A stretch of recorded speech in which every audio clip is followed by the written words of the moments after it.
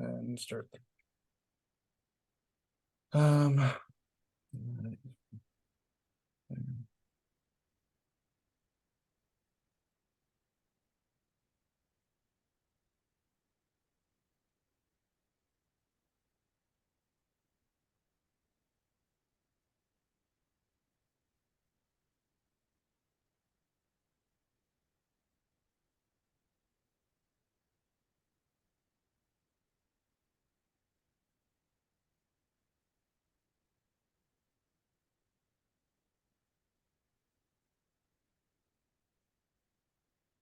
almost there.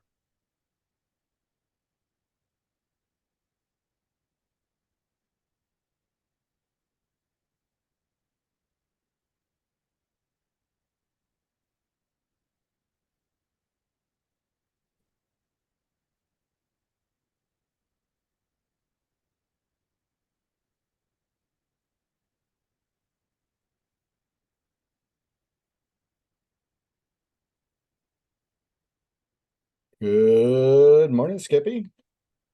Hello. Good morning, everybody else. Thank you for being patient and waiting an extra week for this here episode. Yeah, things just didn't work out last week with everything. My fault. My fault. My fault. It was? My fault. Okay, I don't remember what exactly we had going on, but I know it was a cluster. 2.5 hours to rewire a tail light. Oh, yeah, that's right. That's right. I'm sorry. I'm trying to adjust all my things here so that I can both hear you and because you're kind of quiet on your truck, so trying to adjust the right volume here so I can hear you better. But I can definitely speak in my outside voice inside. you're able to do that? I could try. There's nobody else in here with me, so Oh, you're making the drive alone? I guess it I makes have sense. 13 hours and 21 minutes to go. Your wife didn't want to drive back with you? Hell no, she took a flight. Smart lady. Yeah. She did miss a sorry. Buc-ee's though.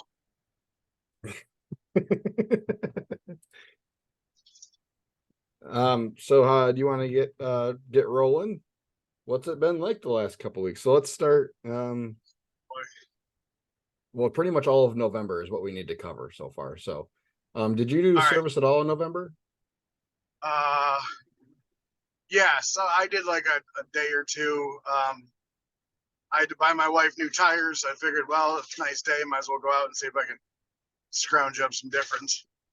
But other than that, not just a day. Nothing big. Gotcha. So really the first big thing you did work related was drive to Tennessee. Yep, definitely drove to Tennessee. I have actually a new found respect for all the construction they're doing on Michigan roads right about now. In just leaving, and I'm going to kind of go backwards on this, but just leaving Texas, we'll cover that in a minute. Texas roads are horrible. I mean, they don't need to plow, but they're just absolutely like up, down, left, right, sideways. And the construction they do, they don't take respect for anybody that's driving a trailer on the road. Anyway, so yeah, I got through Tennessee, stayed the night. Monday morning, I went to the trailer facility to pick up the new PB&J's Battle Wagon. Got there at 8:30. Went through it a little bit with them, and I like the fit and finish. Everything. I mean, we worked in it this weekend, but everything is pretty much the way I wanted it. There's some glaring differences that maybe I didn't think of, but I think I understand why they're there. So made the and then hook up the trailer, go to pull out, and my truck was telling me that the tail light wasn't working. And I told the guy, I said, hey, tail light's not working. And I get the, huh? So they go back and they definitely say, oh, tail light's not working. So I stopped moving, and they're like, well, how do we, if it's your truck, we're not going to work on your truck. I said, completely understand that. How about we figure out if it's the tail light first?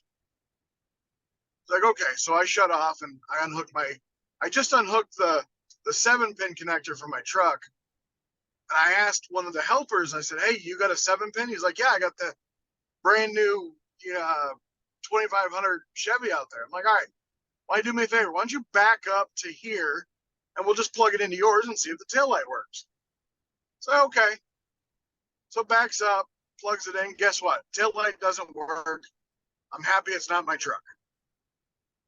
So the owner / manager of the facility comes out, must have not liked our diagnosis, decided to hook up his own truck to make sure it didn't work, and ended up blowing his fuse because there was a ground short of some sort.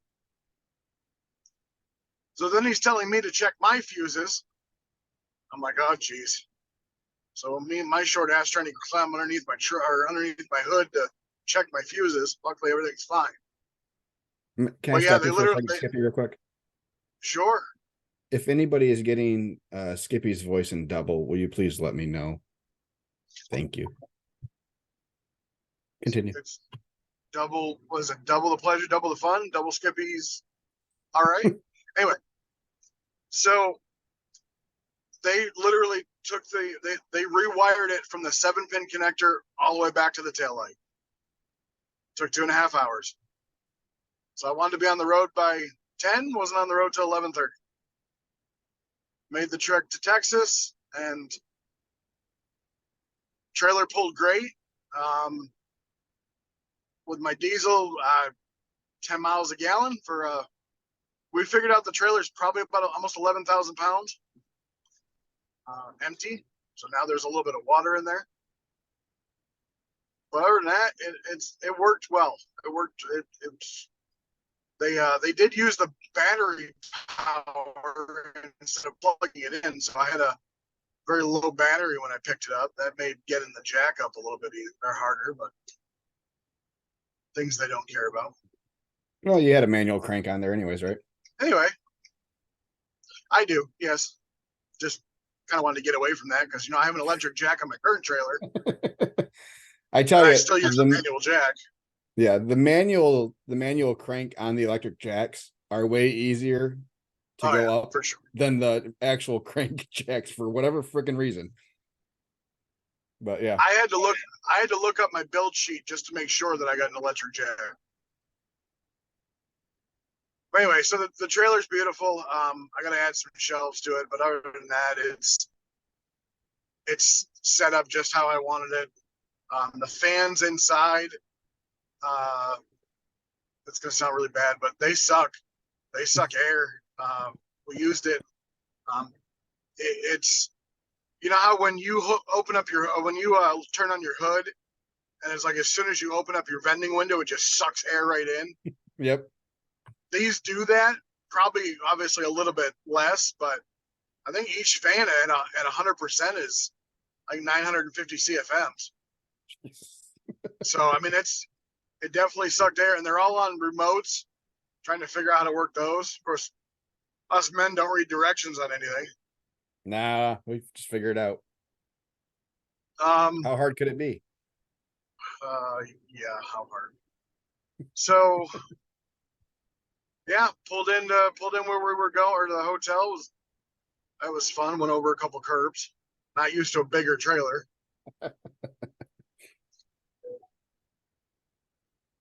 My wife just texted me, said she made it to the airport. Oh. That's good.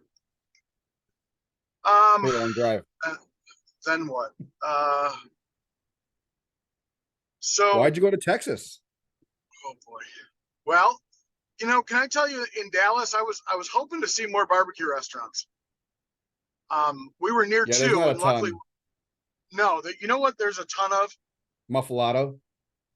No, taco places. Yeah. There's taco places everywhere. Like, I remember there being a lot of muffalado there too oh when I my, was there. it was a lot of taco places. Like a lot of taco places. Anyway, It's like you're close to Mexico or something. hop, skip, and a few jumps. Yeah, yeah, yeah, definitely. So we went to Texas first to try Texas barbecue. We luckily tried Terry Black's barbecue in Dallas. Um, Honestly, simply the best barbecue I've ever had. Like, I don't know what they do or how they do it, but it's phenomenal. And it got me thinking, like, you and I think we have a great day when we sell or go through whatever, 2, 3, 4 briskets a day or whatever. These guys are going through 90 to 100 a day, and they say that's a slow day. Yep. That's incredible to me. They had Yeah. five. They have five 1,000-gallon Moberg smokers offsets.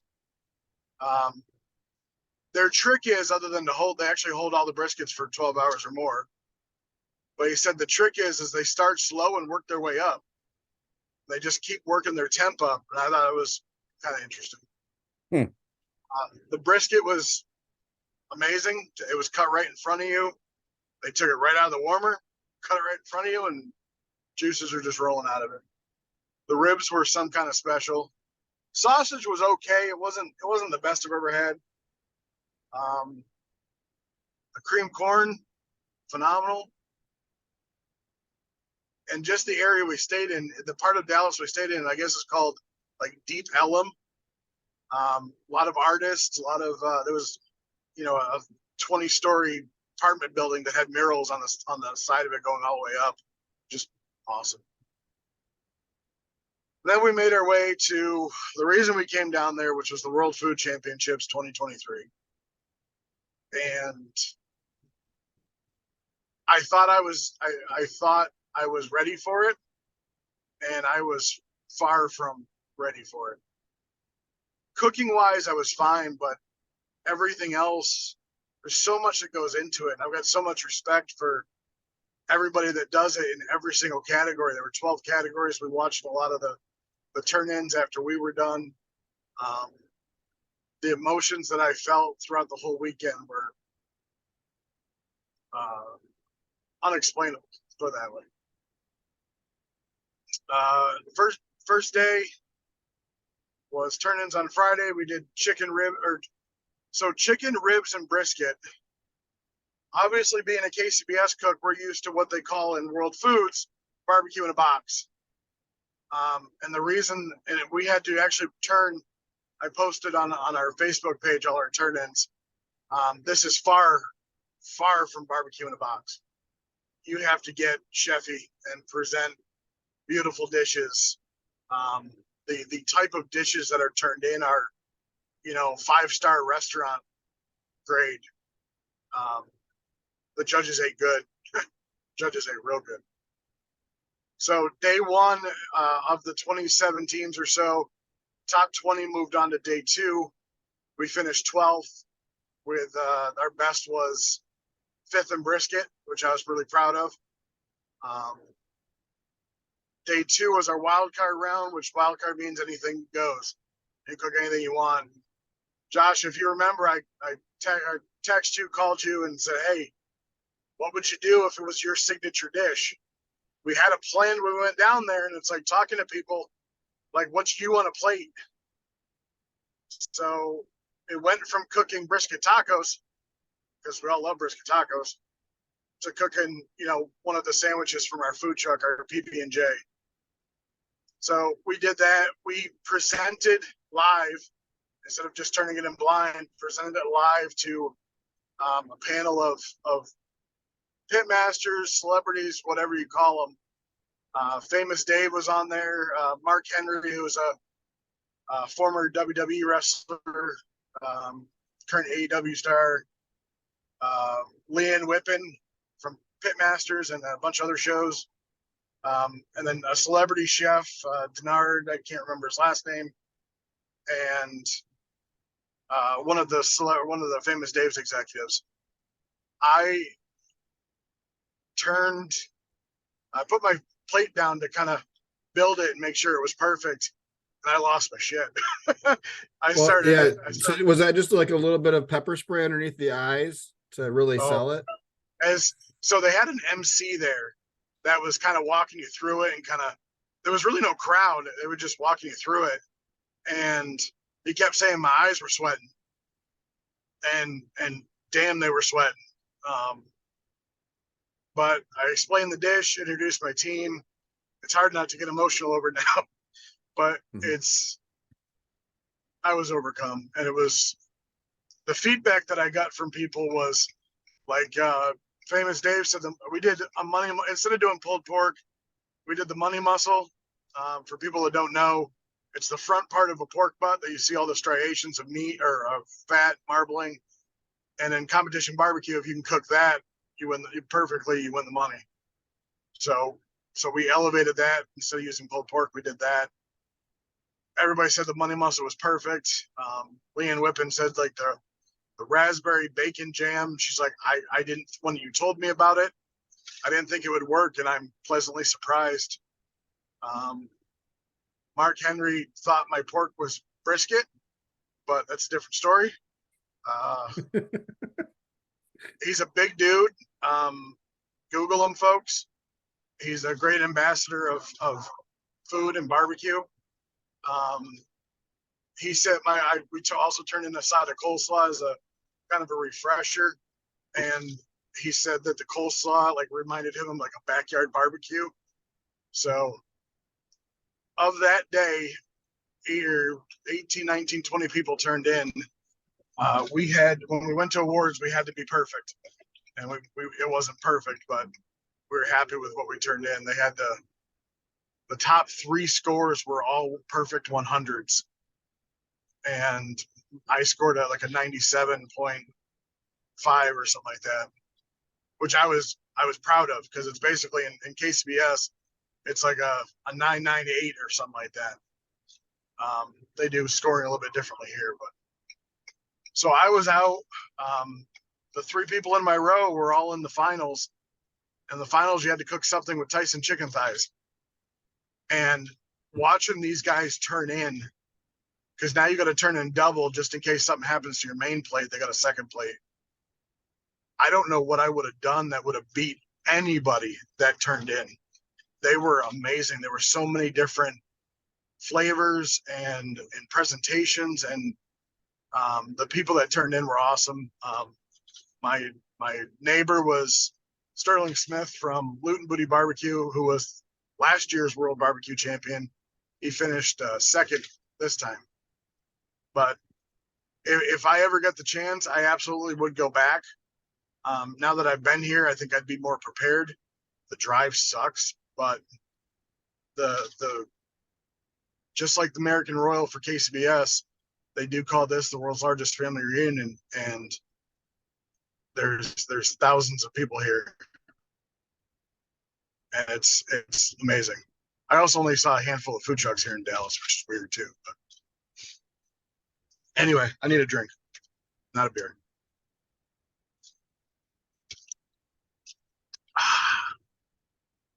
But Yes, I yeah, saw so now I'm driving your home. presentation video, buddy. I was proud of you, and that was my advice to you when you texted me. Was I mean, what means if you have to sell it to the judges? I mean, Yeah, what means something to you? Because you can't fake it. I nope. mean, you can try, but it's not going to be believable. Trying to sell something you don't believe in to your core. So, yeah, good job. Clearly you made the right choice with that sandwich, but I imagine it was probably just a little too salty with all the tears in it, which is probably why you didn't get through to the Oh last round. boy, I'm telling you, I watered that bread down. I'm telling you what. I'm proud that so the rule was anything that you cooked or turned in had to be made on the smoker. Mhm. And because the trailer Oh, hold on, you're cutting in and out a little bit. and we just yeah Start. services. I mean, So we cooked on 55-gallon drum smokers, Gateway drum smokers. Okay. And we actually toasted the buns on the smoker, which I thought was hard to do. I thought it would come out like stale, Mm-hmm. and they were perfect.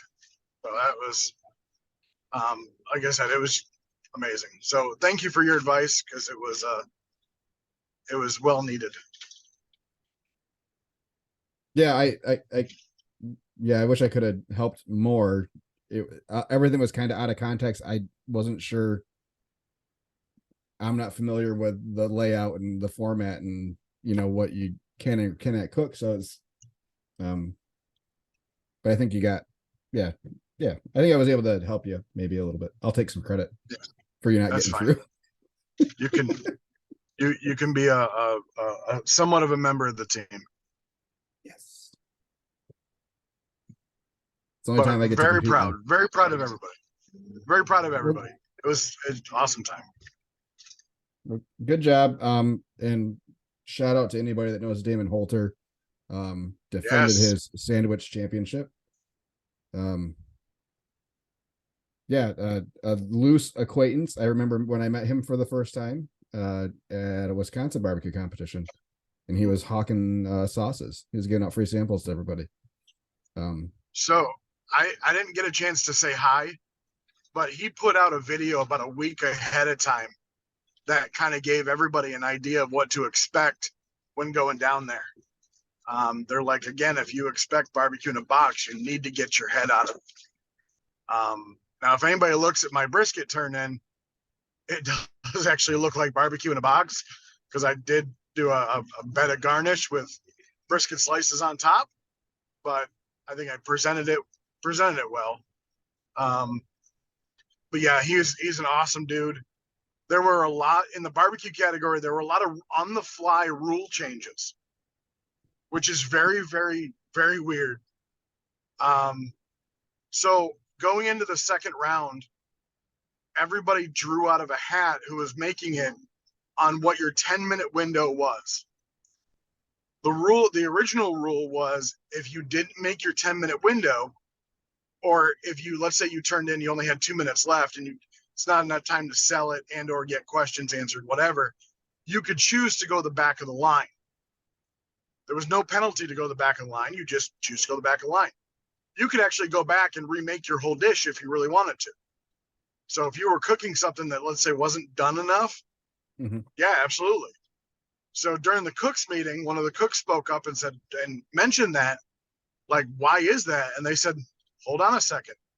And they made a rule change. If you decide to go back to the line, it's now an automatic 1 point deduction. That's fair. That's Yeah. absolutely fair. There was a team on day one that when they received their scores, they had a bunch of zeros. Well, the lowest score is a 1 for inedible. The person doing the scoring, and my teammate and I were thinking about what happened at the American Royal this year. If you're familiar with that, people that aren't familiar with the American Royal, largest barbecue contest in the country, they had major judging issues, major scoring issues, to where they had to basically crown a new grand champion, and it caused a lot of problems. They Steve Harvey'd it. Yeah, so here judging was going, or not judging, but scoring, or final announcements were going on, whatever, and barbecue was just taking forever. And by like 8 o'clock, they finally announced who was going through. But the one team they got all pissed off, but they're like, I'm done. We're just going to go home. And they're from Chicago. And they finally called him at like 10 o'clock at night and said, hey, our screw up, we did something wrong. We retallied your scores. And even though your placing actually didn't change too much, because it's our screw up, we'll let you cook tomorrow if you want to. We'll give you a buy into tomorrow, the wild card round. Nice. They came back for the cooks meeting and asked all of us if it was okay that they cook. We all said, absolutely, sit down, barbecue family, let's roll. They ended up not cooking and leaving, which makes no sense. I don't know. I don't know if they didn't want the free pass, if they wanted to earn it in. But just really weird. Huh. All right. Yeah. Day one and day two, a master judge came around and chose a team that they wanted to push through automatically the finals. The first guy was a famous Days executive that pushed through the the team. He never came through our section, but he pushed through the team that won the first Famous Dave's contest this year. I'm like, well, that's kind of bullshit. You didn't really say anything else to anybody else, whatever. Day two, Harry Sue came around. For people who don't know him, he's Barbecue Pitmasters fame, major YouTube star now. Slap Your Daddy Barbecue. He actually went to every team and did like a 2-minute video and basically just told them their story. He chose, he's an Asian feller. He chose an Asian lady. He chose an Asian lady out of the Philippines / representing Australia to move to the finals. Everybody that was in the finals, except for the one first judge's pick, were all in the bottom half of first day. Like bottom 15 of the 3 category tournament. I'm like, damn. But Crazy. all weird, all cool. No matter what, I'm passing a pilot fuel station. Diesel's $4.29 and unleaded is $2.68. In case you want to know. Noted. I'm on my way to fill up. You should. Yeah, so that was I ate at a Whataburger. Wasn't impressed. Ate at a Raising Cane's. Fair, like a B-. They forgot my combo. I've had it in the Chicago area. It was okay. The sauce is good. Yeah. They forgot my combo that I paid extra for. So my buddy could get a Post Malone cup for his friend. We did eat at 2 local hot chicken places. And they were both spectacular. One of them just does like chicken tenders. So it was like chicken tender sandwiches / just regular tenders. The other one was a hole in the wall that had like 5 seats. And they did hot chicken sandwiches too. Both of them were, spectacular. Unbelievable. Good. And for you. No, like your turn. Oh, I was like, oh, you have something for me? Well, yes, you're talking to me today. Yay. My co-host went all the way to Dallas and all I got was more work. Fuck, I went all the way to Dallas. All I got was a cup. Should have cooked better. Tell me about it. Well, good. It sounds like you've had a good November so far. The first 13 days. Yeah, I'm broke November. That's what it's called. You know, I mean, you weren't expecting to go down and win money, right? You're hoping to, but I mean, it would have been nice to get some gas money. Yeah, I mean, just like any barbecue contest, you never go with the expectation of. No. They only gave trophies out for finals. So even if you got on the first day, if you got or third in one of the 3 categories, they give you like a mini, not even a mini check. I think it's just it's like $5, $3, and $200. But then you get big checks for the big one. So of the 12 categories, I think 5 had repeat champions. Really? Yeah. That seems high. Damon Holter being one of them. Yeah. Shout out to Croy Valley Sauces. Yeah, he's got a YouTube channel going pretty strong. Yeah, they're doing all kinds of stuff, and good for them. It sounds like they. Yeah, so when I met him, I tried the sauces. I wasn't super impressed, to be honest. Sorry for what? I had to roll down my window for a second. Oh, I didn't even hear it. Yeah, I wasn't super impressed. They were trying to get the line carried. I know he had given some to Mark and Rich, and we kind of were all on the same page where they were okay, but not great. But it sounds from what I've heard is that the improvement has been consistent to where they are now. Yeah, and they're just killing it in everything they're doing right now. So good for them. Way to stick through it and way to always strive for improvement. So Yeah. yeah, he was a super nice guy. His So wife yeah, I'm is glad his things are wife working is a out well great for him. his wife's a great ambassador too. Lou Yeah, Barbecue or Lou Older. They work so good as a team. yes, they do. She was in the firewoman um, category. I think she got fourth. They all had to cook over like a tribal fire kind of open fire pit kind of thing. Cool. That was really cool. They had even a high school barbecue championship too. Oh yeah. I wish I would have known. They just showed up. We didn't even know. Nobody even said they were going to be there. I wish I would have went over and talk to people and figure out how to get that up here or up where we live. But,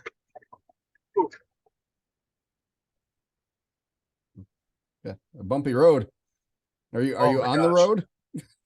I'm Um, barely, I guess. This Looked is like your head horrible. was about to hit the roof of your car, and that is saying something for your current stature. Shortness, yeah. Yeah, I didn't realize, by the way, how tall my trailer was going to be. My vent, I can almost walk up to my or walk underneath my vending window shelf. Whoa, Yeah, yeah. That's what I said. you're gonna need a something. Step stool. I'm actually going to I think I'm going to put a step stool out there. Hell, I need a Yeah, step stool to get in the damn thing. My thigh, my thighs are on fire. Even though it's going to step inside the trailer, yeah. it's still, it's still hard to get up in there. Huh. All right, Anyway, sorry, keep I going. want to get back to your trailer in a little bit. Because you had mentioned some things that you thought were there, were going to be there. Some things were different than what you expected or whatever. But anyways, let's get back to that in a second. I'll give you a break from chit chatting so much. You can get back to looking at the birds. Out. um, Hold on. yeah, Speaking I of mean, I had a birds, little bit. there's a bird down there. There's a bird species down there that is a cross between a seagull and a crow. I don't know what it's called. It's got like a red breast, but they were plentiful and they were hungry, and we thought we were getting dive bombed. Anyway, sorry, go ahead. Well, that is the red-breasted sea crow. Yeah, exactly. Yeah. Yeah, my November's been a little bit different than yours. We were cooking just about every day. Yeah, through the 9 days, we did 9 days roughly in November, 8 out of 9 or something like that. Yeah, we put together a couple good weeks. For the most part, decent sales. I mean, for our farewell tour, kind of, we yeah, pretty good showing. So many people asked if we were going to cook through the winter and do soups and paninis that I almost started asking where the F they were last winter. I just rolled my eyes for the same reason. I mean, if y'all would have shown up last winter, I'd be more likely to consider it this winter. But no, it was a good end of the year. For the most part, we had pretty good weather. But yeah, last Thursday was our final day down at Midwest, and then we had a catered dinner that night. And then Friday, yeah, I hooked up the trailer, or I guess didn't really hook it up because I never unhooked it. Let's rewind to Thursday. So Thursday morning's my trash morning. Normally I will pull my dumpsters back up before we leave, just so it's easier to back in at night or when we come back. I did not do that this time. I have backed in with the dumpsters roadside before and been able to get around them into my driveway without a problem. That's been during the day when you can see. It gets dark at 6 o'clock now, and it's really dark at 6:30, 7 o'clock. So,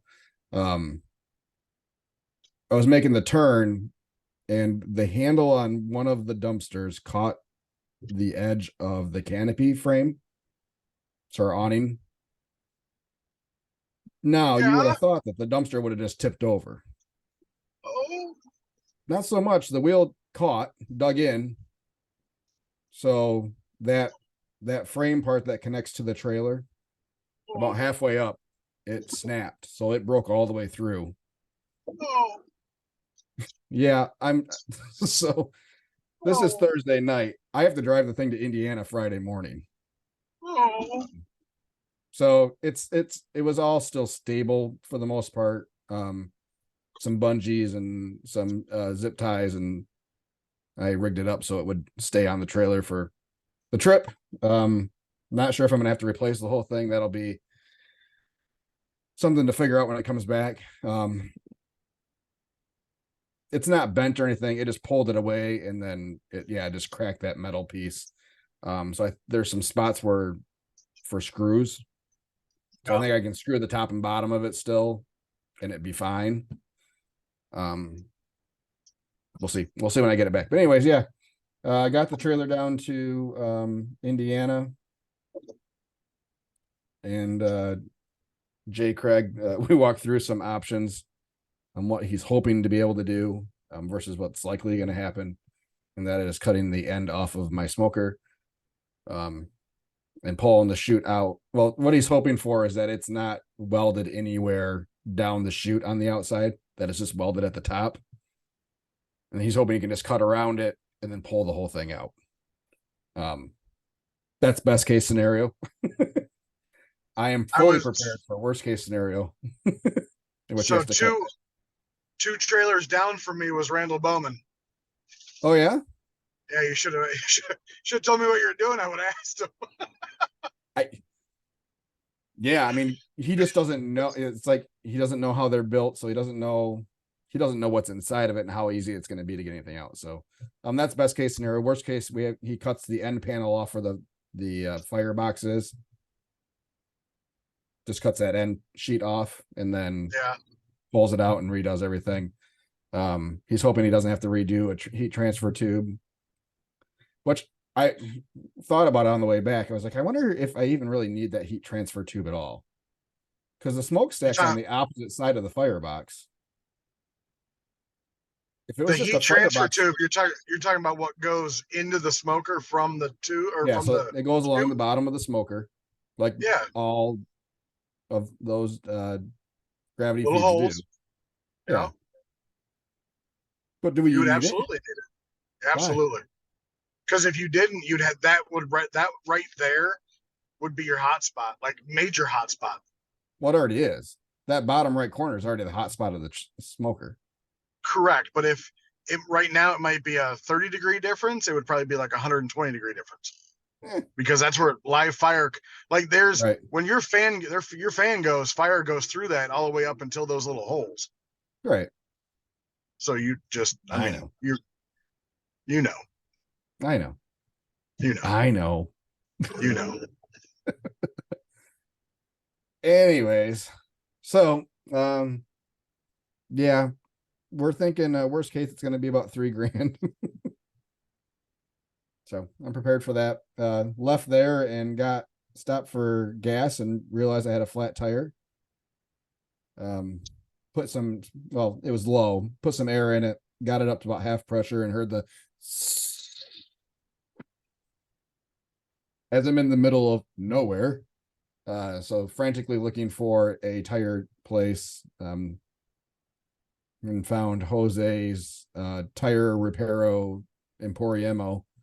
And he was able to get me a patch real quick. Pulled out a steel slag, which I'm guessing I picked up in the yard at Jay's. But it looked like a worn down railroad tie. Railroad spike. You should text him and say, "Hey, this cost me 15% off the." Well, I have it still. I'm taking it back. I'm going to give it back to him. I'm just hoping that none of the trailer tires also got punctured. Well, guess we'll find out if it's smaller. Yeah. So yeah, that was that was that. That was Friday, and then yeah, I've been kind of just relaxing Saturday, Sunday as much as I can. We leave for Iceland. We're hitting the road here in about 2.5 hours, so um, we will be done with this podcast at 11 a.m. Everybody, I know you guys were hoping for a really, really long episode. I'm only going to give you another half an hour because I still have shit to get done. So, um, Leave it to a guy to be last minute. I have been working on getting stuff around all weekend, getting Halloween decorations down, trying to get stuff ready for when we get back. And Did you finally yeah, pull up those garbage cans? yeah, Okay. yeah.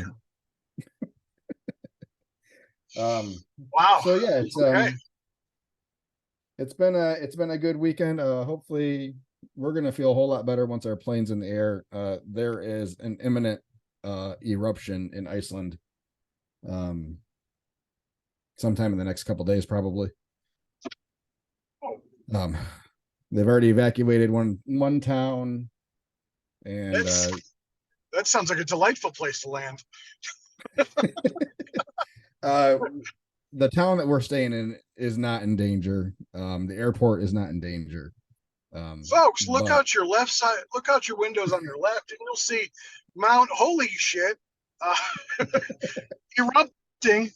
This is the first time it's done it in 1,000 years, and we're going to go ahead and land right here. Please put your seat backs and tray tables in their upright positions and watch out for the lava. so it's not like a Vesuvius type eruption where it's a mountaintop exploding. No, it's Mount Holy Shit. It is more of a breach of the crust of the earth than it is out of a mountain. So, which is common there. So no spewing magma for the most part, thousands of feet, no giant ash cloud probably. But they will close the airport for 24 hours just to make sure where any smoke would go or that there is no debris in the air. So we'll feel a lot better once we're in there, and then it can erupt 2 minutes after we land for us. So but yeah, it needs to happen sometime while we're there or after we leave then, if it doesn't do it now. So Please do me a favor and email yeah. me all the passwords and links to your bank account and last will and testament. No, I thought you were going to say for the podcast so you could keep the podcast going. I'll just start a new one.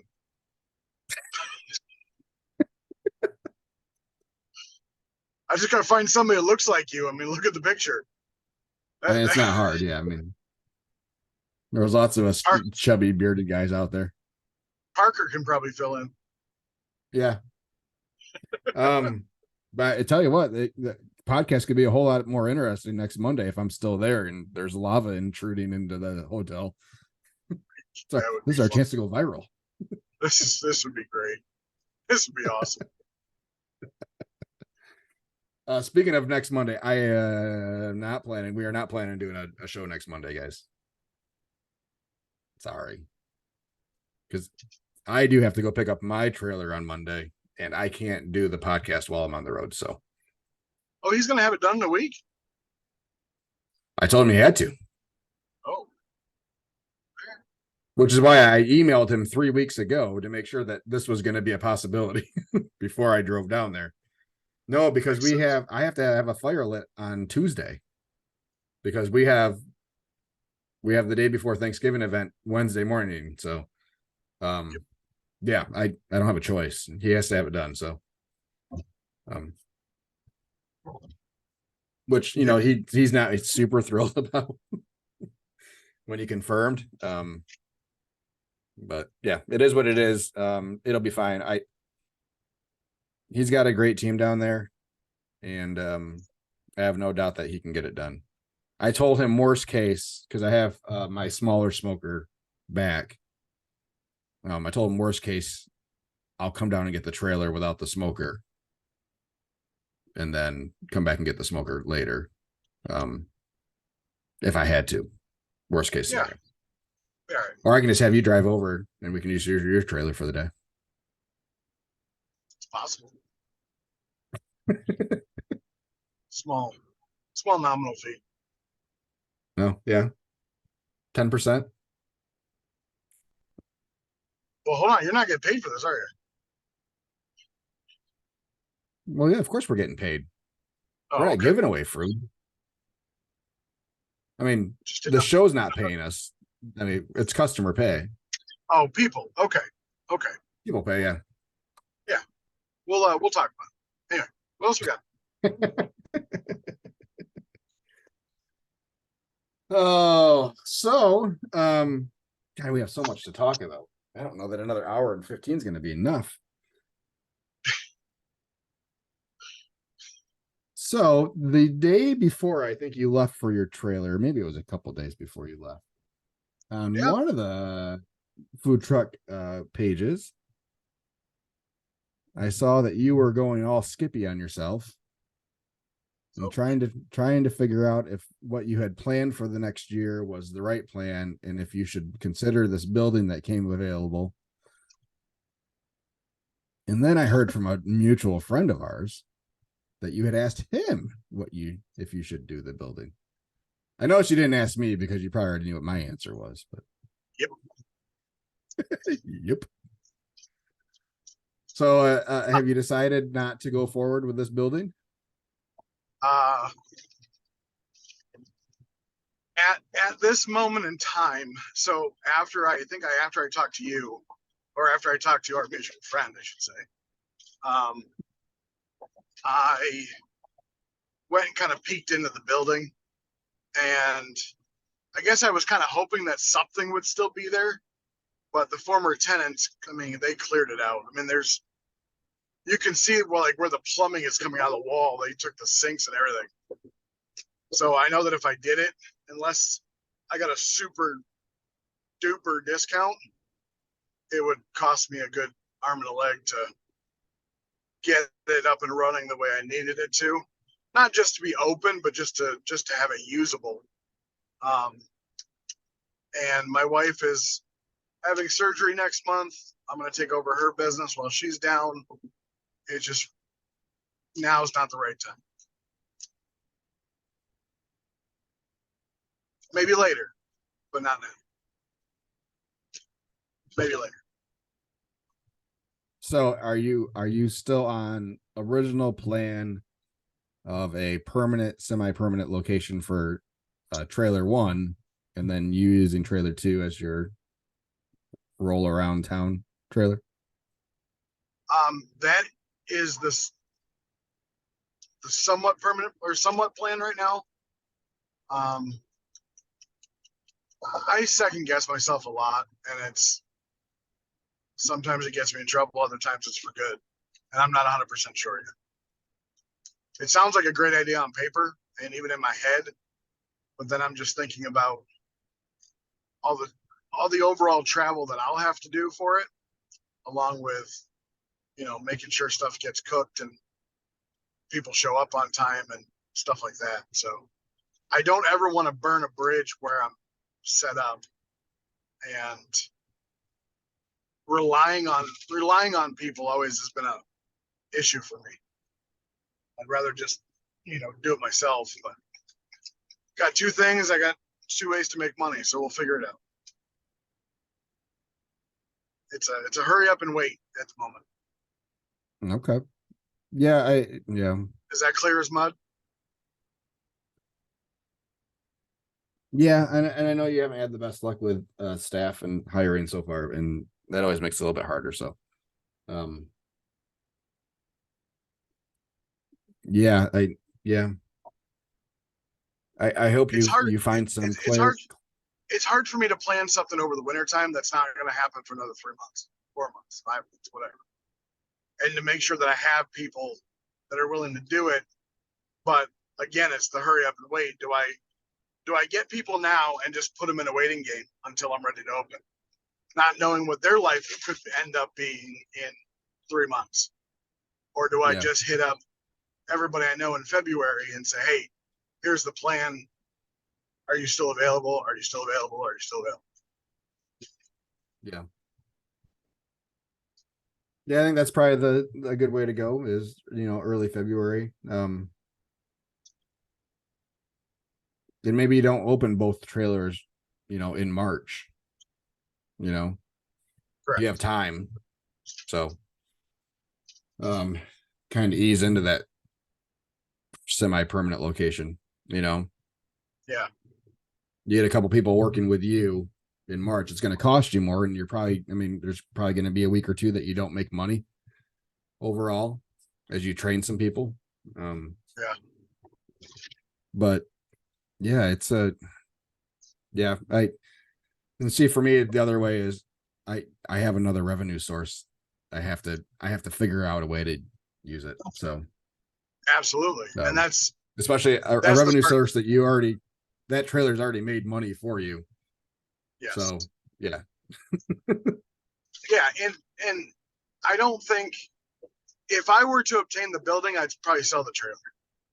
But again, I don't, right now with what I have going on in the wintertime, I can't, as much as I want to think about it, like I want to turn my brain off of it so I can kind of concentrate on other stuff that's going on. Last thing my wife needs to hear when she's recovering is, "Hey, how about this building?" It's like, "Bert, shut up. Can you give me some more propofol so I can go back to sleep?" Yeah. That's my life. Anyway. Why can I not hear you laugh? I know you are. I cannot hear you laugh. I'm not laughing super loud. Sorry. It's a silent chuckle. I got a little bit of a cold going. So yeah, we're all got a cold in this house right now. So yeah, we're bypassing the upper 50s and 60 that we'll have here all week long for 40 to 35 degrees. So yeah, I was kind of really pissed that I wasn't home last week because it was so nice, where I could have been out selling. But I was down here. yeah, we've had a couple decent days. Yeah, the last Wednesday was just awful rain, and we had some thunderstorms, and yeah, not super great. It was super windy all week too, so not great trailer pulling weather.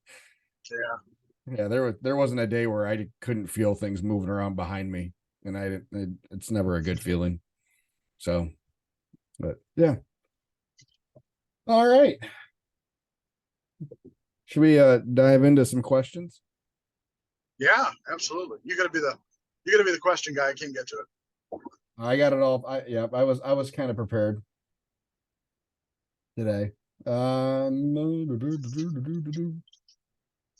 We'll start with an easy one. What's that? I was gonna say, guys, you heard it first. Josh actually said he was prepared today.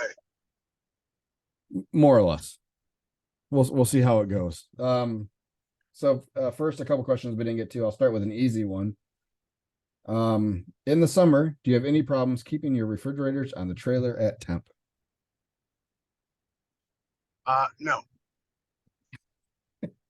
Thank you. Next question. No, they're all right. Elaborate a smidge. They are meant. If you're putting a refrigerator in your truck, make sure it's actually meant for food trucking, because it'll hold up to the higher heat inside the food truck. Well, my prep fridge is actually right next to my. Yeah, commercial refrigerators is what you need, because any commercial kitchen is going to be hotter than if you put a residential fridge in a food truck, you're going to have all kinds of problems. Yes. Yes. The only spot where I have issues with temps is in our sandwich prep table. If it's super busy, and I don't even think it raises that much. The air temp will, but all the food's fine still. But we'll get a whole lot of condensation in there on our super busy day. We've actually had condensation coming from underneath on that unit. I don't know if there's an overflow or a condensation drip on it. I should probably check that pan at some point. But yeah, we've had some water underneath our sandwich prep table before. But there's not really anything you can do about that other than just making sure you keep it closed. I thought about putting a piece of foam on that door, on the underside of the door, just to see if that helps keep any of the air in, because it's not a really thick piece of stainless, and it's not insulated, that door, those flip up doors. So I don't know.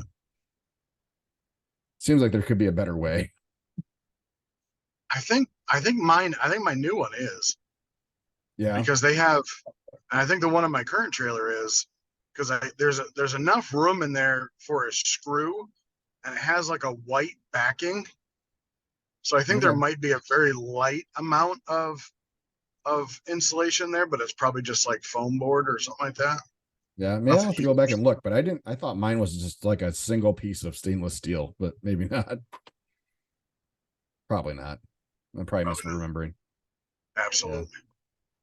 You gotta blame something. Absolutely. Chris's fault. um, I don't think we touched on this one before. Um, if you book a few events that are non-guaranteed minimums and an event comes your way that will pay a minimum to you, will you push or cancel the non-minimum event? This is a bone of contention for a lot of people. There are a lot of trucks and people that will absolutely push every single event they have or cancel or back out for a guaranteed event. I do think that is the first way to lose business. Uh, However, it depends on the event. If it's something that you might have set up that might just be a roadside thing versus like you going to a distillery or a brewery on a certain day, that might be, I would say, okay, because again, it's a roadside thing versus a pop up that you already had scheduled for years or months, days, whatever. Um, but that would be the only way that I would personally do it.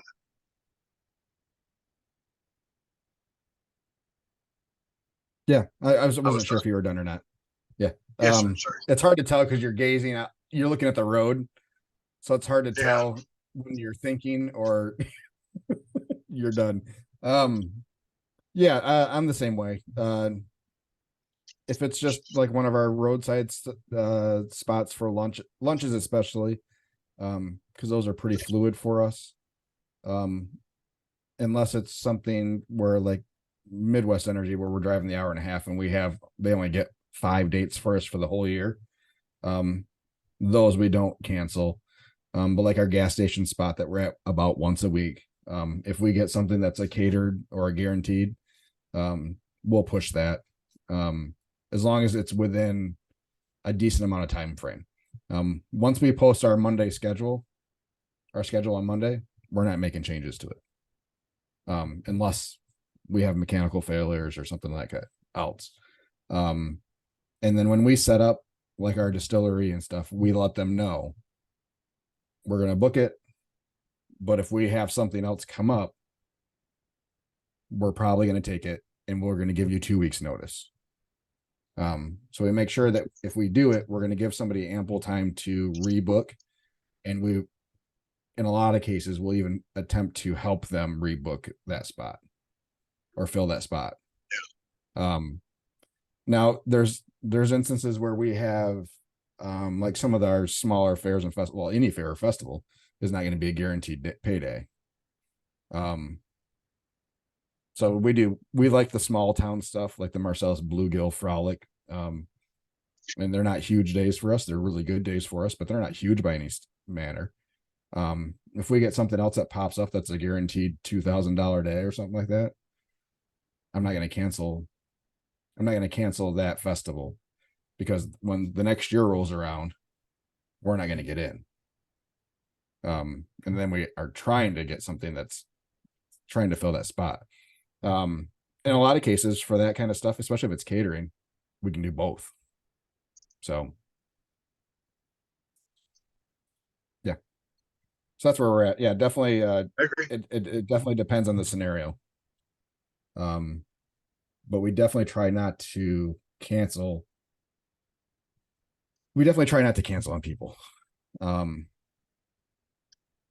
It's a guaranteed way to lose business. Word of mouth is, yeah, as a food truck operator, word of mouth is your biggest form of marketing, your advertising. I mean, So I've if you heard start, stories of people canceling catered jobs for bigger catered jobs. yeah, it's ridiculous. Yeah. Um, yeah, it's absurd. Um, yeah. We've seen it. All right. We've seen it. We've seen it in the food truck group that we're a part of. That they will come out and say, "Oh my goodness, I need. I just had a caterer back out on me." Like, I Yeah. guess I understand if there's you as a caterer, if there's something wrong with equipment, or you had a death in the family, or something personal that went on. But if it's just to get a different gig, I think I think you as an owner are flawed, and I think that puts all the rest of us, into that type of category just by default, and you have to work hard to stay out of that category. Does that make sense? Yeah. Absolutely. And it's not even just food trucks. If I'm sure you are in the wedding groups too, it's everybody, DJs and photographers, and everybody being super flaky and canceling Yeah, stuff within a week. And that's pretty shitty to do on it for a wedding. Uh, it is. Oh, it's shitty to do absolutely. for anything. It's super shitty for a wedding. Um, yeah, that's ugh. So I saw this post. Maybe it's more of a rant in one of the wedding groups that said vendors that don't respond back in 24 hours is a huge red flag.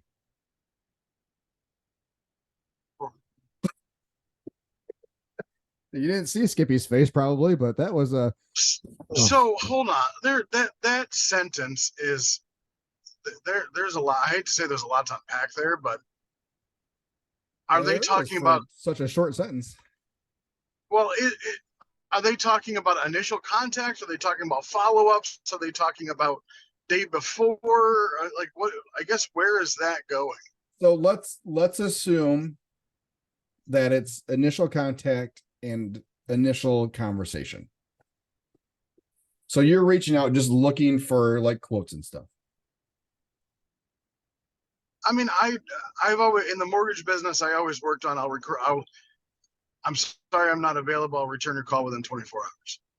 I do Mm-hmm. think I do think 24 hours is very important. Um, I do think that you can uh, miss it, or I hate to say something.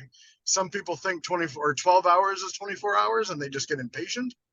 But I will definitely. I think 24 hours is good for initial contact.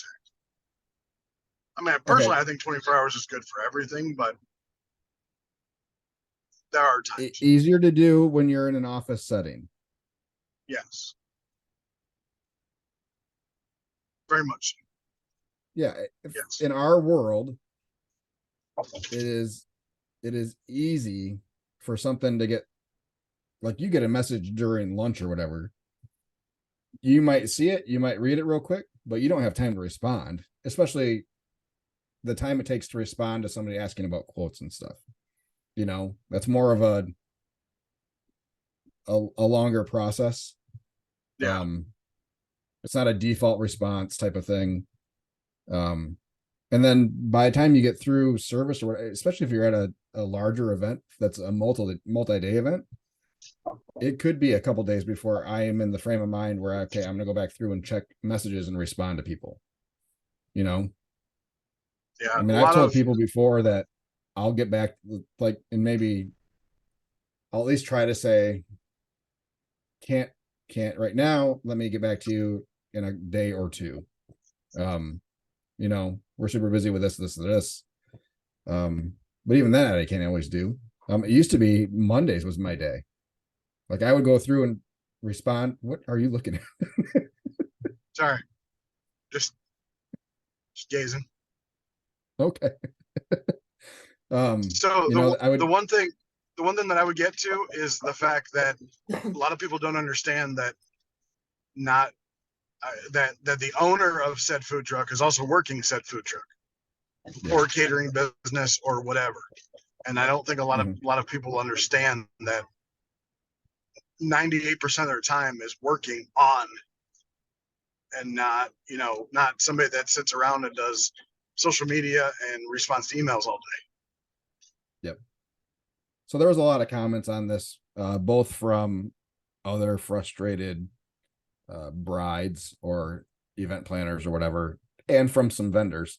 One of the other comments from a bride or event coordinator or whatever was the other thing they don't like was someone telling them to get back to them during business hours. And they were like, you own a business. There are no business hours. Like, which I get, and there aren't for me. Like, I will respond to somebody at any time of the day, if I am able. And a lot of people get emails from me at 4 o'clock in the morning, or 10 o'clock at night. So it's a pet peeve. So my wife is a business owner as well, and it's a pet peeve of hers for her clients to text her or call her after 8 o'clock at night. Just an absolute, like, it'll set her off.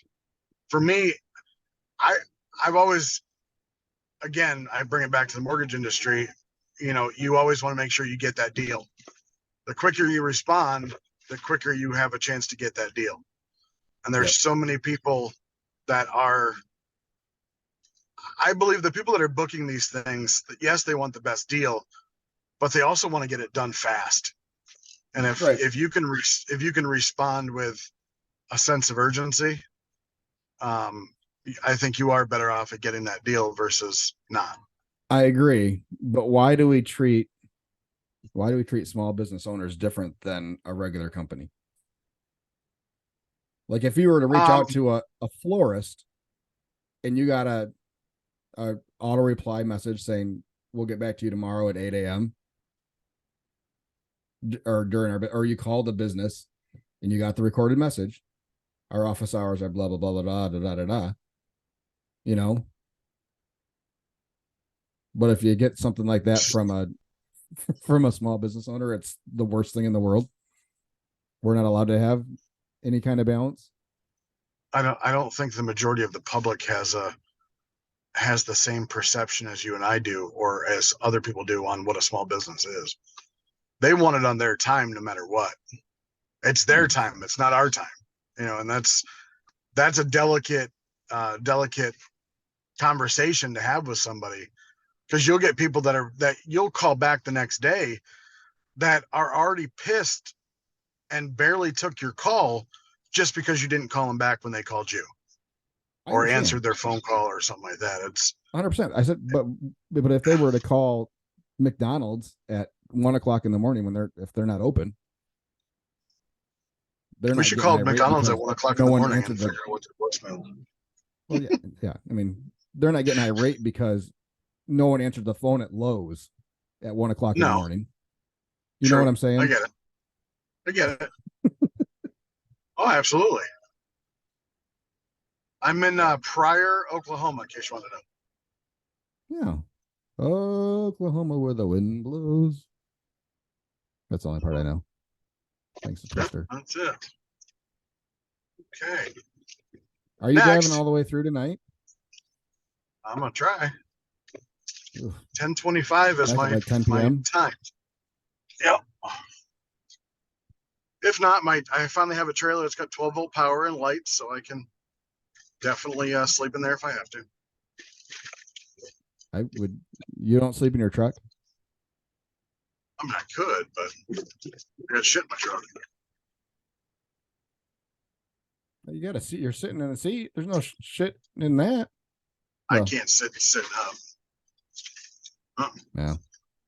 That's what Uh-uh. I did when I pulled my trailer back. I pulled into a rest area next to all the semis and picked my seat back and slept for like 2 hours and then back on the road. Well, that's the thing, is I can't put my seat back because I got shit in my back seat. My wife didn't check any bags. She made sure I brought all her shit home. Oh my goodness. I would have thrown those in the Packs, trailer. Got to pack 17 outfits for one contest. Well, she had to make, did she change her clothes in between every entry No, luckily not. mission? No. It wasn't like a concert or Cher has to go back in between every song and No, change costumes. no, definitely not. Thank goodness. All Thank right. goodness. I'm gonna come back to that one just because in case it's a little bit longer. Um, in your experience, what's the first thing that will break down on a trailer? And you Yeah, had a let's lot go of ahead and things jinx break the on your guy. trailer, so Let's go ahead and jinx the guy pulling a trailer back 17 or 1,000 miles today. um well, I mean, back on your I mean on my trailer, the first thing that went was me. Um User error. Um but let's take that aside. Um I mean, we started having some screws rattle loose in the wall panels and stuff like that. Sealant beads started to pop probably within the first calendar year. Um, yeah, there's a lot of vibrations happening when you're pulling trailers down the road and stuff. So um, that kind of stuff's going to happen pretty regularly. Outside of that, I was surprised at how fast my first set of tires went. Um, yeah, I think we replaced tires in 2020. So we got the trailer July 2019. We replaced trailer tires before we started the season in 2020, I think. Um, I don't know if that was the quality of tires they had put on the trailer, weren't matched well for the load, or what. But yeah, we're probably once a year on tires right now. I don't know how often, or I'm gonna probably keep track of miles next year on the trailer, um, just to see what kind of miles we're getting out of the tires. But outside of that, um, our porch light died on us this year. Um, yeah, it probably just got water in it and it shorted out or something like that. I just got to find a new one to replace it with. And our spotlights on the sides of our trailer, about half the LEDs on every one of them are out. But again, an easy fix. They sell them on Amazon. You can get them and just pop them off and rewire and replace them. So, um, luckily we haven't had anything major. Generator went out on us in 22. It died all the way in 22. And that was it was just undersized for what we were pulling inside. So it was running about 90% all the time. Other than that, yeah, it's everything's been good. Water pumps. Um, we've gone through a couple water pumps, and I think that's again more user error or vibrations of the trailer where the handles for the spigots turn just a little bit, or they don't get turned off all the way. So there's times I think when that pump is kind of activated, but no water's coming out, type of thing. But I've replaced a couple of those now. Those are pretty easy to do. And then we had our water heater go on us. So Didn't you or on replace demand. I'm not sure. your water faucet? Yeah, that was a freezing issue. That was our fault. Yeah, we that was last spring. So yeah, we had a good stretch of weather. I had filled everything and we were cleaning, and then that was like 2 weeks before we opened, and never even thought about it. And we had a cold snap. So yeah, it froze. It popped that faucet all the way off. It broke all the way off. But then we had to replace the lines going all the way down, which is not fun to do. So Especially when you have to crawl underneath and you only have about 2.5 foot to work with. well, we had to pull the sink all the way out Oh. to be able to get behind, because you can't get behind it. Yeah, it was awful. But So on this lessons trailer, learned. I learned from you because it's a flat nose. This is one of the first flat nose trailers I've ever had. I actually got a baggage door up front to be able to get to the the sink area, the back of the sink area, along with Awesome.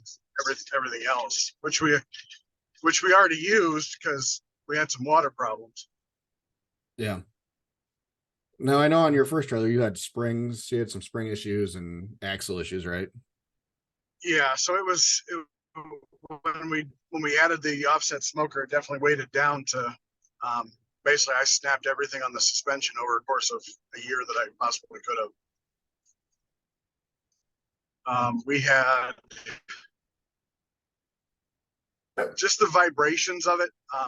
Your trailer is meant to, I guess, flex, but the more stuff they put in this, the less it's gonna flex and it's gonna be more rigid. But it needs that flex. So I'm not as much as I paid for this. I'm not looking forward to certain things starting to happen. Yeah. Yeah. So other than that, mainly just but they needed it. We did. Had to change out the electric jack. Had to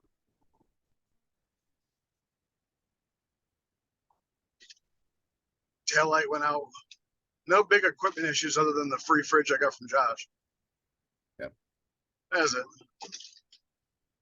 Yeah, we've been pretty fortunate with equipment. Yeah, most of ours have been user error and hooking up to bad power. So yeah, for the most part, our equipment's held up pretty good.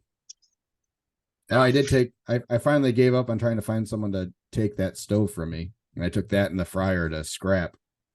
So 480 pounds. I got $44. But it's no longer taking up room, so good riddance. Yeah, about 10 cents a pound on scrap right now. So yeah. Wow. But 500 pounds Wow. out of my trailer, which is going to save me a whole lot of money on tires eventually. So Wow. especially since that was sitting right on the axle. Yeah, I know. But I tried selling it. No one wanted it, so it had to go. I had to make room for my snowblower. Fair enough. Yeah. Plus the, I mean, yeah, if I can get down to one storage unit, that'd be great. $100 a month. But anywho, outside of POS cords, what other things do you carry with you as backups? Or do you have backup parts? Or did you have backup parts on your other trailer? Oh, Skippy, you frozen. If you can hear me, I can't see or hear you. I have a spare Oh, tire. I got an Okay then.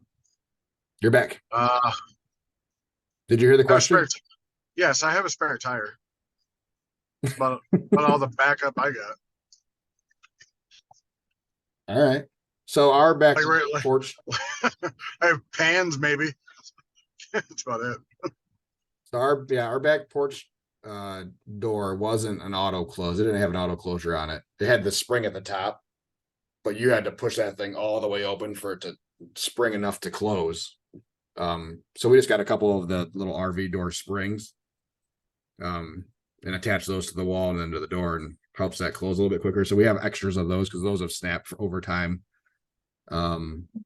We also have a spare door lock and handles, because we've had those handles that there's a little metal piece in there, that just over time wears from it being open and closed so many times. We've had those break on us. So we kind of keep a spare one of those. We keep, I have a spare fireboard, but usually not on board. It's usually my storage unit, which is a little computer that runs our smoker, just in case. You never know. Things get wet, things start going screwy, shorts happen. That's pretty much it for spare stuff. Yeah, there's not a whole lot like that kind of stuff that can go wrong outside of the POS and all the cables that we have for that. And we keep a tool bag on site in case we do have to make any changes. We did have the seal on one of our sinks go out, so I had to replace the whole. Yeah, it wouldn't hold water. Like it was just, yeah, it was coming out the bottom on our sanitized sink. So I don't know if there's something in the sanitizer that wears out those seals over time. Oh, you're talking about where the drain goes in? Yeah. So the Okay. actual drain, the actual hole in the sink, that drain, um, the seal on that wore out. So I had to replace one of those. Um, we did that in the last couple weeks. So unintended consequence of that. The only ones they had at Lowe's or Home Depot or whatever were actually deeper than the ones we have in there, which then threw off the pipe that goes from that. Yep. So I had to do some MacGyver maneuvering to be able to get that drain to go into the funnel for the wastewater properly. Yeah. So yeah, I mean, we carry tools on board for that kind of stuff. You never know what you're gonna have to do at any point in time. You know, weird stuff will wear out eventually. So we keep a bag. It doesn't have a ton of tools in it, but it's got, you know, some screwdrivers, some wrenches, you know, nothing major, enough to do some damage on the trailer. So if we have to. Other than And that, a yeah, first that's aid it. kit. That's it. Yep. First aid kit's always good to have. Band-aids are a plus. Good I made it all quality the way ones through the too. year though without any major cuts, just two bad burns. Knock on wood. Yeah, those have both happened in the last month for me. I got two good ones. I don't recommend wearing Crocs and no socks when you're pulling pans of pork off the smoker. Yep. Yeah. I think that Been would there, be a done that. lesson I would learn after a few times of doing that, but not so Nope. much. Um, over the past year, we might have touched on this one before, but I don't think we really dived into it. What are three things you can identify that you would like to change going forward? Oh, well, hi, cows. Um, Was it in a pasture or just standing on the side of the road? That cow. I wasn't a pastor. Oh, okay. Pasture. Oh, hi, Pasture. cow. Pasture. Yeah. Pasture. Pasture. Um, Yes. I don't know. It's too early to tell. My season's not over yet, I guess. I don't know. It's like goes back to, what do I do with the other trailer? What do I do going forward? Um, what can it what can how can I Let's go increase granular. business? Like how can I increase business? I can work on times where I only had one thing, I could do two. I could plan, the way you plan your week is if you got something going on in the evening, you find something close to that location.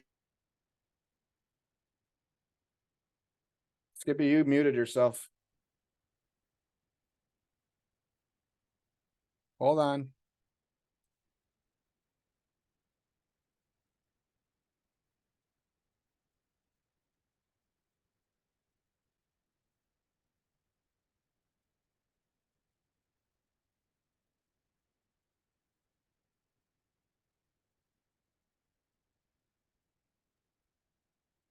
Better.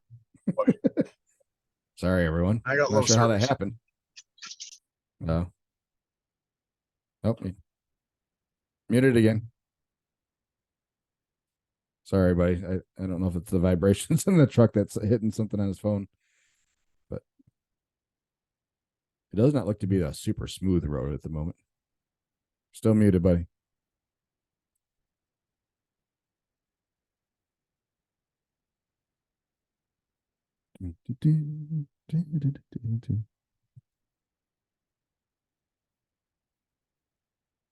Ah, still muted.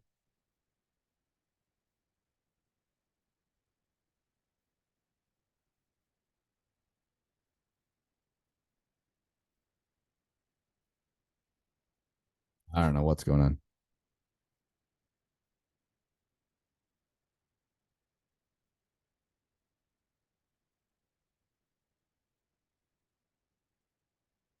Sorry for the silence, everybody. Well, Skippy tries to figure out what's going on. Shooby dooby doo. Um, I guess while you're working on that, also ponder something more granular on like menu. Like, is there things you want to take off or don't want to do anymore? Is there something else that you would like to add? Either on a special rotation or a more permanent. I know you talked about burgers before. Is that something you would want to add permanently eventually? Oh, hey. I can't hear you. Oh, there you are. You're back. Hi. You hear me? I can hear you. Oh, you sure? Huh? You sure? I'm sure I can hear you. Okay, good. Just the wife checking up on me. Oh, she Yes. should be listening to the podcast. Uh, she just spent a week with me, and I got. Yeah, she's happy to be on a plane. Anyway, so like what I was just saying, what you do is you try to find the same places where I don't. I kind of, if I only have one thing going on today or that day, I determine whether I can find somewhere close to that or not. You do have a lot more probably places that I can go to. That's beside the point. Oh shit! This whole Okay.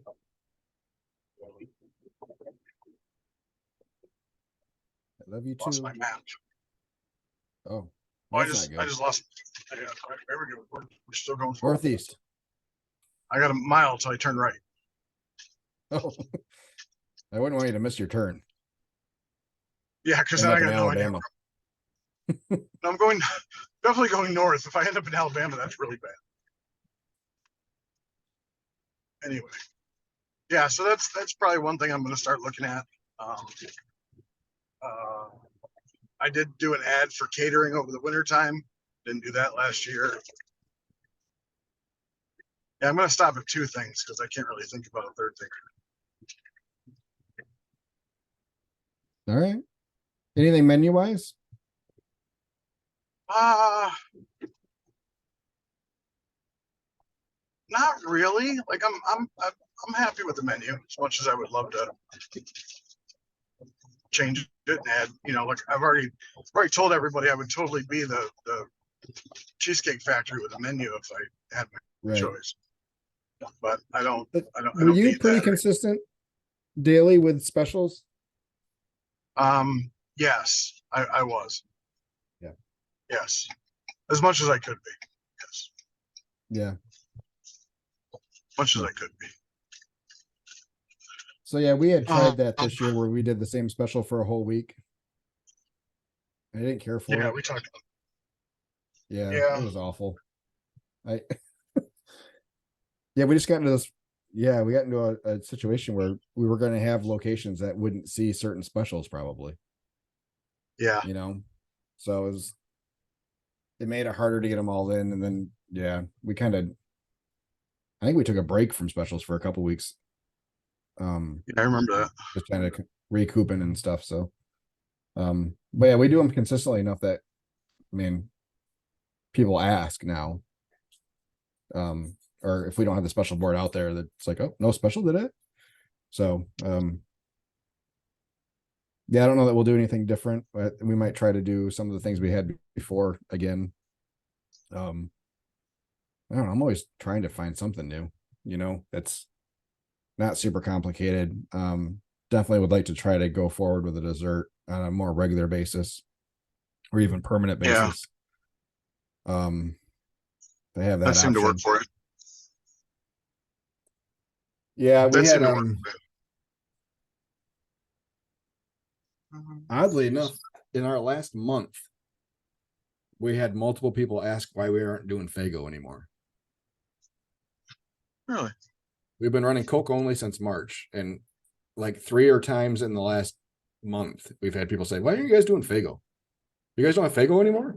Like, no. No, I don't. As a matter of fact. So I don't know. I kind of thought about maybe going back to Fago. Not really a huge difference in. Hold on a second. Be right back. Oh,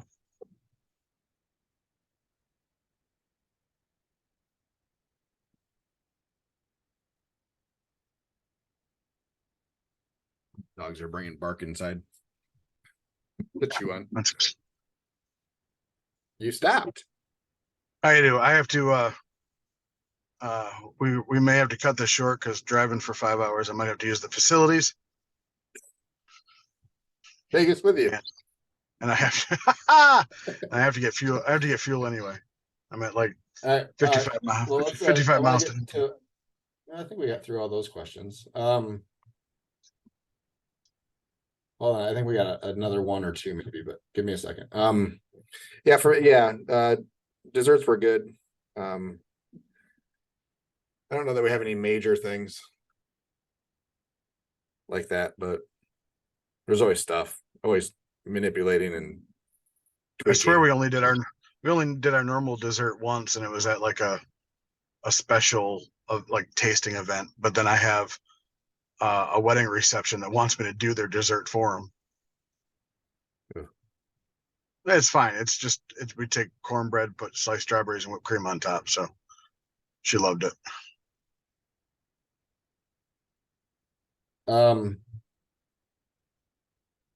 Yeah, I don't know. Yeah, for us it's about doing them up ahead of time. Like I don't want to assemble. We did the strawberry shortcakes, and those weren't too bad to assemble. But it'd be nice to be able to have something like the apple pies were pretty easy. We were able to store those hot, and they stayed okay in Yeah. the warming cabinet.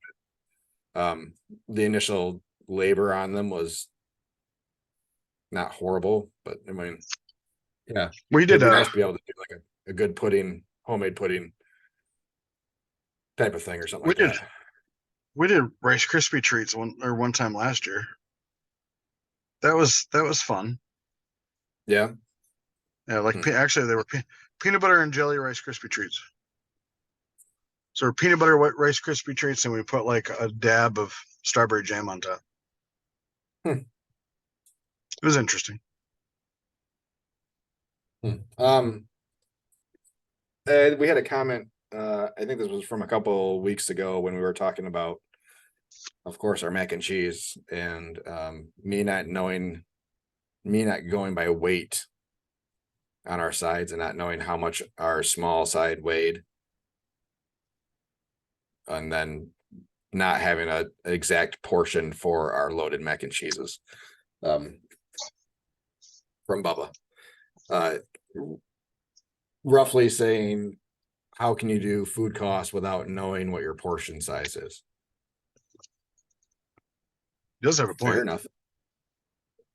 We know what our portion size is. It's just not all by weight. Some of it's by volume. Like I know how much what? I know how many loaded mac and cheeses I get out of a pan of mac and cheese. I know how much a pan of mac and cheese weighs. So I know how much it costs me to do a pan of mac and cheese. Okay. But you have other things coming out of that pan of mac and cheese, not just that. I understand, but when you're figuring food cost, you can get the serving of a loaded mac and cheese. Okay. And thank you. I mean, it's going. What's the saying? It's going around something to hit your something else. I don't know. There's a saying there, but okay, I get you. I'm picking up what you're throwing down. Look, not all my food is portioned by weight. Some of it's by volume and not by weight. So, but it is all on par. And just to make sure that I was at proper food cost levels, I went through and made sure I did it right again. So, yep, we are exactly at 4 times cost. So, Well, good for you. Suck it, Bubba. Damn. It may not make sense to everybody, but we get to the same answer. It's kind of like doing math problems where I might not be doing it the way that the teacher taught us, but I'm still getting to the right answer.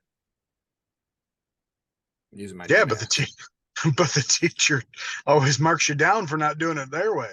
Trust me. I don't care about the teacher. Teacher's not paying my bills. Right. But yeah, regardless, it is important to know what your portions are on everything. For us, it was an average with our loaded mac and cheeses. Not every loaded mac is going to be the exact same weight going out every single time. We have our lines. We have our line on our containers that we fill up to mac and cheese, which turns out to be 1 pound and 4 ounces of mac and cheese. If you're curious, Bubba. So, and then a 1/4 pound of meat, give or take. So our 4 ounce, our number 4 scoop is roughly a 1/4 pound, but that's by volume, 4 ounce, not by weight. So that's how those are measured. I love how you use the word roughly. Roughly? Mm-hmm. It's roughly a 1/4 pound. Well, yeah. You're not measuring. A handful of so you do your hands. Well, I'm doing handfuls. I'm not measuring. I'll be the first to tell you I'm not measuring. Yeah, depending on that day and that pork butt, a number 4 ladle of pork's going to weigh differently depending on moisture content and everything else. Yeah. So that's why I'm saying roughly. Mm-hmm. When we do our meat by the pound, it's usually over. I was just agreeing with you. Okay. I was just agreeing with you. But I did weigh. So what part of that conversation was because you do yours by the pound, your sides by the pound. And I had mentioned, I think this is where the comment came from, is I said I have no idea how much our small and large mac and cheeses weigh because we do them by volume. No, I said they're about a pound. But I do it by the container, so 8 and 16. Yeah, so it's an 8 ounce container, it's a 16 ounce container, but those are volumes, not weights, because the container doesn't know how much your stuff weighs. So I had weighed, so I thought, well, just for kicks and giggles, let me weigh it out. And it is, at least our mac and cheese, an 8 ounce container is a 1/2 pound and a 16 ounces a full pound. Yeah. And I did it over the course of a couple of days. It's weird the people that do it by the pint and quart and stuff like that. Like I've seen restaurants do it by the pint and quart. Yeah, which is pretty much what we're doing, just with same thing measurements. Yeah. Yeah. But I definitely don't want to go out and weigh all my size. Like on a digital scale, it's just too much work. I thought about getting an analog scale for next year just so we can do true 1/4 pound servings on our sandwiches. But would you ever change from chopped to sliced? No.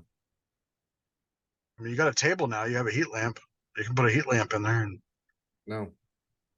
I'm just asking. Damn, I'm angry. I'm just answering. I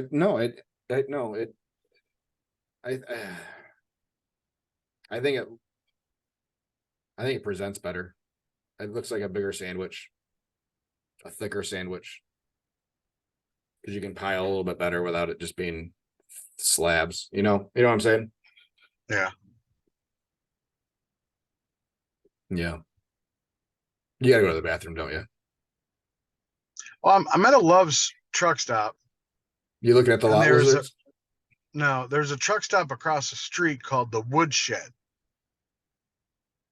And the Woodshed also has the Big Cabin.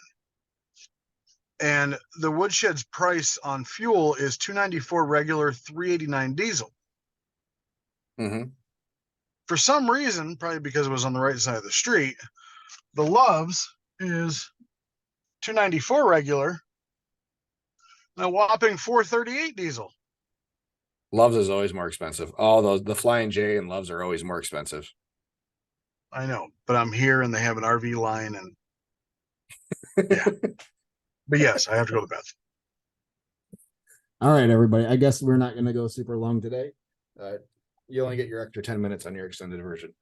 Well, hold on. We got to cover one more thing before you go and I go. I had mentioned that there was stuff with my trailer that I wasn't sure of. So, and maybe you can help me. Okay. When you bought your trailer, the first thing when you open that concession window, yours is up and down, correct? Mhm. Your windows go up and down, so mine go side to side. Mhm. Do I need to spray the rails with anything, like the grooves that the windows and screens slide in to make sure they slide better? I haven't. So it's probably not a. Is there anything I can do to make sure the screens fit better? When I close them in the middle, I can poke at the top of this top corner of the screen, and it can basically like almost fall out. Really? They either cut a screen too short, or with a side by side, you have one. The bottom side is fixed, so it doesn't move up and down. You have to to take a window out or a screen out, you have to push up on the top and then pull out. Mm-hmm. So that top part, I'm wondering if it doesn't have enough spring, because when I move the windows side by side, they don't move very. I mean, the windows move, but the screens are really tough. So that's number one. That's number one. Number two, they don't give you any directions with your radio system. They just kind of tell you to turn it on and hope for the best. So we're trying to figure out what fade and balance, how to get just the outside work and not blow your ears on the inside ones. And we think that one of the speakers may not be in travel, may have come loosened up or something. Yeah. What was next? Oh, so we had water issues. So I go to fill up the water tank and I notice it's just spewing out on the ground. Well, they kept the valve open and didn't tell me where the valve was. So, but luckily I have that front door where I can, look and stuff. Mm-hmm. So the guy that was parked ahead of me happens to be a Freedom trailer dealer. So he kind of knows all about these things.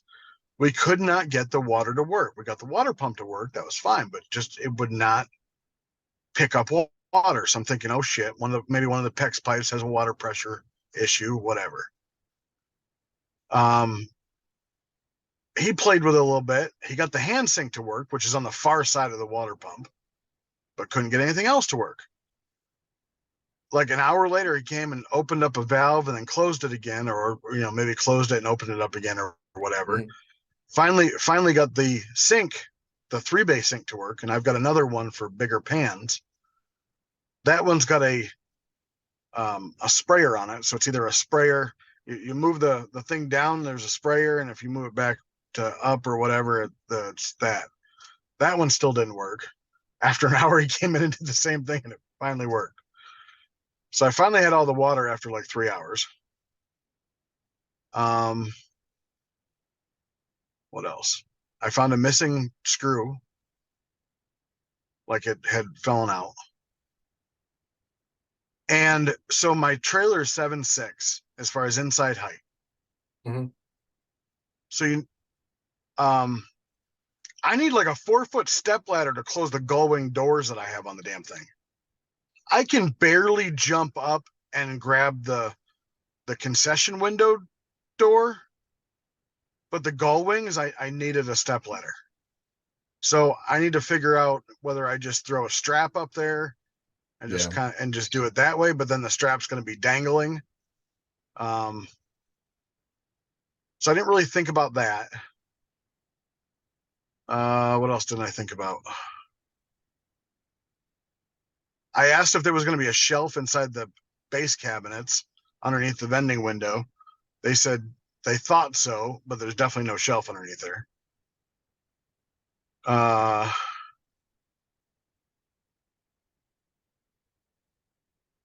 Oh, and then I got lights, like Fast and Furious lights underneath it. Mm-hmm. And they're on a switch. So I hit a switch and it only lights up the wheel wells.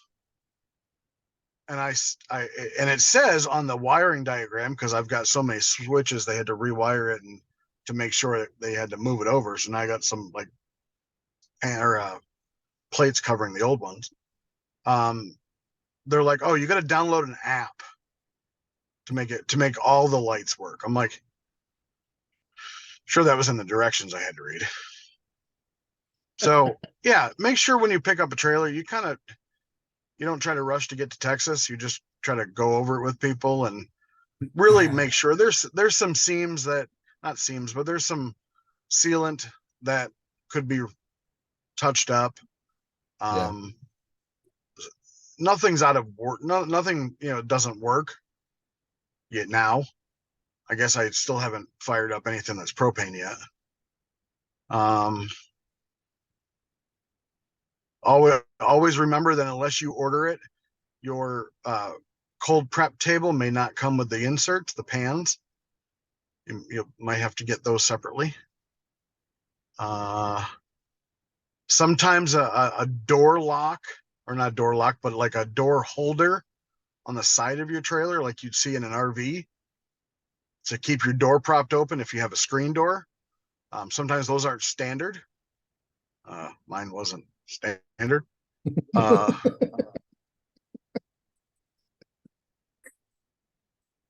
Make sure all your keys work. And yeah, that's about it. Yeah, when I picked up my trailer, it was a kind of a similar situation where it was, here's this, this, and this, this, this, and this. It all looks good. It all works. Like, I had to ask them to turn the generator on to make sure everything powered, because they weren't going to do that for me. Like, oh, well, we have to go find a propane tank. All right. It's like they weren't going to show me how to turn the generator on, which, yeah. But yeah, everything else, like we didn't run water through anything. Everything was empty when I got it. So yeah, it was a lot of the same things. And underneath my sink, there's like 18 different valves.